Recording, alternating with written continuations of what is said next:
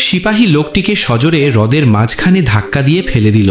ড্রামের আওয়াজ গর্জে উঠতেই হাজার বছর ধরে ঘুমিয়ে থাকা এক বিশালাকার রাক্ষস সাথে সাথে জেগে উঠল। ক্যাপ্টেন ভেবেছিলেন লোকটিকে বলি দিয়ে তিনি ওই দৈত্যকে নিজের আদেশ পালন করাবেন, কিন্তু পরের সেকেন্ডেই তিনি নিজেই সেই রাক্ষসের শিকার হয়ে গেলেন। সৌভাগ্যক্রমে ওই জিপটির নজর ছিল অত্যন্ত দুর্বল, তাই সে পাশে দাঁড়িয়ে থাকা দুই মানুষকে দেখতে পেল না। তখনই ঝোপঝাড়ের ভেতর থেকে একটি ল্যান্ডমাইন গড়িয়ে বাইরে এলো। তারা সাথে সাথে বুঝতে পারলো যে তাদের সাথীরা সাহায্যের জন্য পৌঁছে গেছে। তারা মাইনের কভারের ফায়দা নিল এবং যান বাঁচিয়ে জঙ্গলের গভীরের দিকে দৌড়ে পালালো। কিন্তু সেই বিস্ফোরণ দৈত্যটিকে পুরোপুরি উস্কে দিল। নিজের শরীরে চিপচিপে স্লাইমের কারণে সে ডাঙাতেও অত্যন্ত দ্রুতবেগে হামাগুড়ি দিতে পারছিল। তার নজর দুর্বল হলেও শোনার ক্ষমতা ছিল অত্যন্ত প্রখর। তারা ভয়ে দৌড়াতে দৌড়াতে হ্রদের তীরে পৌঁছালো এবং দ্রুত একটি ছোট নৌকায় সাওয়ার হয়ে নটিলাসের দিকে রওনা দিল। আগে ক্যাপ্টেন বিশ্বাস করতে পারেননি যে এই দ্বীপে 300 ফুট লম্বা কোনো ইল মাছ থাকতে পারে, কিন্তু যখন সেই বিশাল শরীরটি ধীরে ধীরে জঙ্গল থেকে বেরিয়ে এলো তখন শেষমেশ তিনি তাদের কথায় বিশ্বাস করতে বাধ্য হলেন।